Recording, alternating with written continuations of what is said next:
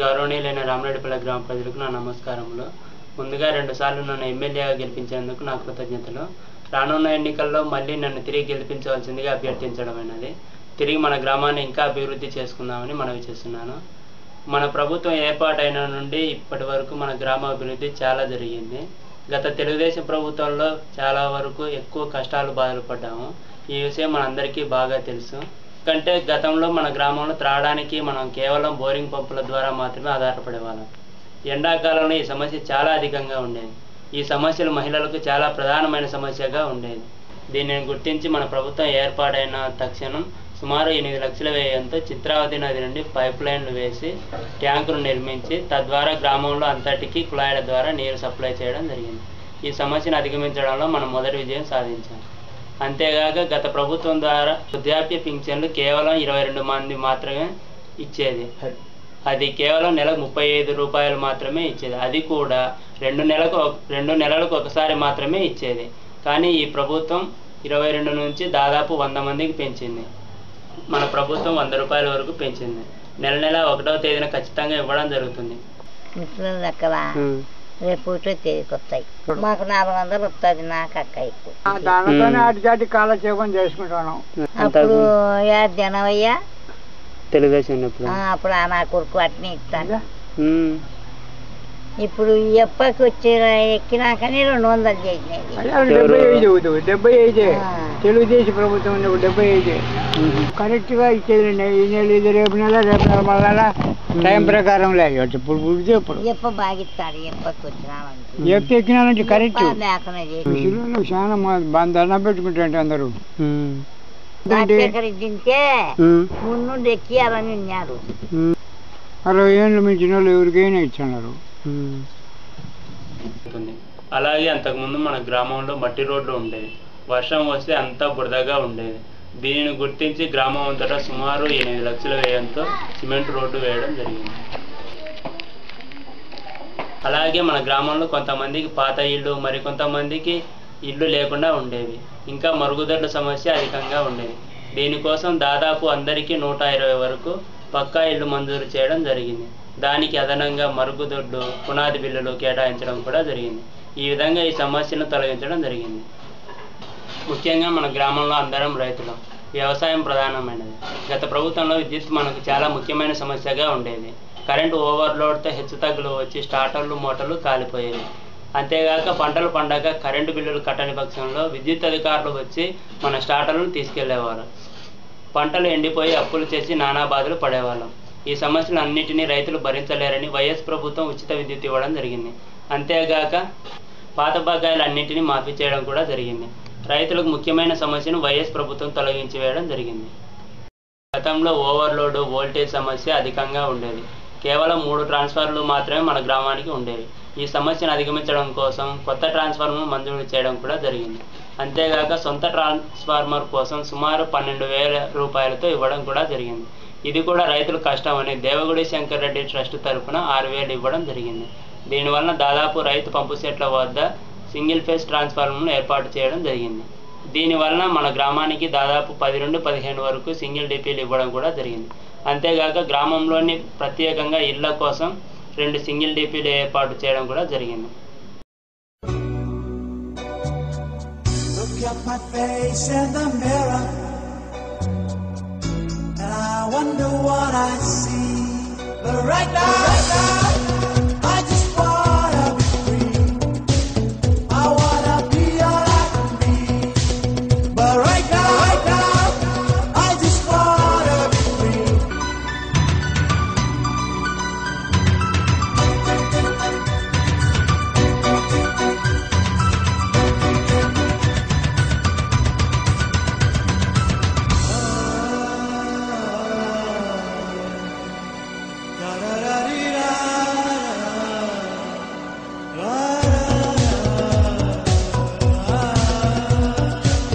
I'm just a traveling soldier,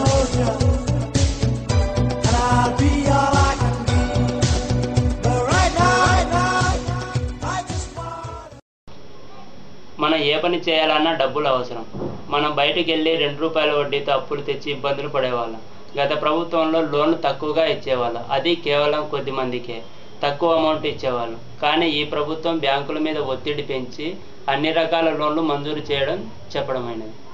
అంతేగాక మన bank మేనేజర్ల మీద ప్రెజర్ చేసి క్రాప్ లోన్స్ను, హార్టికల్చర్ లోన్స్, పైప్ లోన్స్, ఇంకా చెట్ల పెంపకంకు అవసరమైన అన్ని రకాల లోన్లు ఇవ్వమని కూడా చెప్పడం జరిగింది. గత ప్రభుత్వంలో పంట రుణాల మీద బ్యాంకులు కఠినంగా రుణాలు వసూలు చేసేవి. జప్తుల కోసం ఇంటి మీదకు వచ్చి ఆస్తులను జప్తు చేసేవారు, అపరాధ రుసుము వసూలు చేసేవారు. కానీ ఈ ప్రభుత్వం వీటి అన్నిటిని తగ్గించి గడువును పెంచి అపరాధ రుసుము వసూలును తీసివేయడం జరిగింది. పంటలు పండని పక్షంలో వడ్డీలను మాఫీ చేసి తిరిగి మళ్ళీ పంట రుణాలు మంజూరు చేయడం కూడా జరిగింది. ఇంకా అన్ని రకాల పంటల మీద ఇన్సూరెన్స్ మంజూరుకు ఆయా అధికారుల మీద ఒత్తిడి తీసుకురావడం జరిగింది. గతంలో అధిక వడ్డీ వసూలు చేసేవారు. పంట రుణాలు కేవలం ఎకరాకు 3,000 మాత్రమే ఉండేది. అది ఈ ప్రభుత్వం 10,000 వరకు పెంచడం జరిగింది. అది కేవలం పాల వడ్డీతోనే ఇవ్వడం జరిగింది. అంతేగాక చిన్న చెట్లకు హార్టికల్చర్ లోన్స్, పెద్ద చెట్లకు అవసరమైన జై కిసాన్ లోన్స్ కూడా మంజూరుకు కృషి చేయడం జరిగింది. ముఖ్యంగా పెద్ద చెట్లకు ఎండాకాలంలో నీటి సమస్య చాలా ఉండేది. దీనివల్ల చెట్లు ఎండిపోవడం లేదా పంట దిగుబడి తగ్గడం జరిగేది. దీనికోసం ప్రభుత్వం 70% సబ్సిడీ భరించి రైతులు 30% భాగస్వామ్యంతో పెద్ద చెట్లకు డ్రిప్ ఇరిగేషన్ సౌకర్యం కల్పించడం అని. దీనివల్ల కరెంటు ఆదా, తక్కువ నీటి ఖర్చు పొదుపు చేయడం జరిగింది. అంతేగాక మహిళలకు అవసరమైన రుణాల కోసం డ్వాక్రా ద్వారా పాల వడ్డీలు ఇవ్వడం జరిగింది. అంతేగాక సభలు, మహిళలు పొదుపు సంఘాలు మొదలైన సమావేశాలు జరుపుకోవడానికి వీలుగా సుమారు 3 లక్షల వ్యయంతో గ్రామ సచివాలయం ఏర్పాటు చేయడం జరిగింది.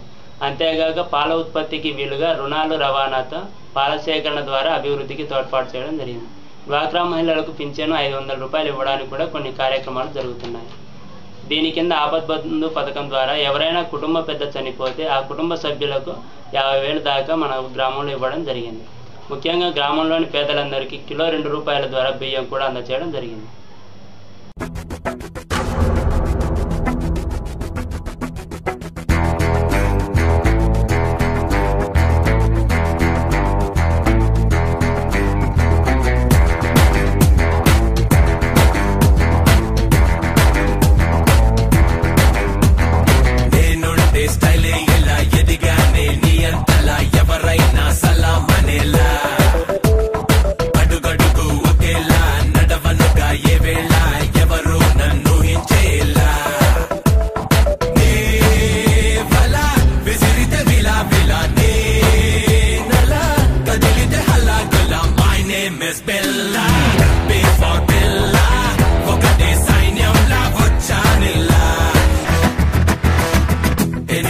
ఎవడైనా ఎముడిని నేనేనంట డేంజర్ కథం చూపిస్తా. మనిషిని నమ్మను నేను, మనసును వాడను నేను, నీడై నన్నే చూస్తుంటా. మూడో కన్నే కన్ను, ముప్పే రానివ్వను, మరణం పైనే గెలుస్తా. గతం నిన్నటితోనే గతం, ఈ క్షణం నే పోరాడే రణం. My name is Billa, deadly Billa, దూకేలావాని ఆపేదెలా. My name is Billa, only బిల్లా, ఎప్పుడేం చేస్తానో చెప్పేదెలా. మన గ్రామంలో దాదాపు అందరం పండ్ల చెట్ల మీద ఆధారపడిన వాళ్ళం.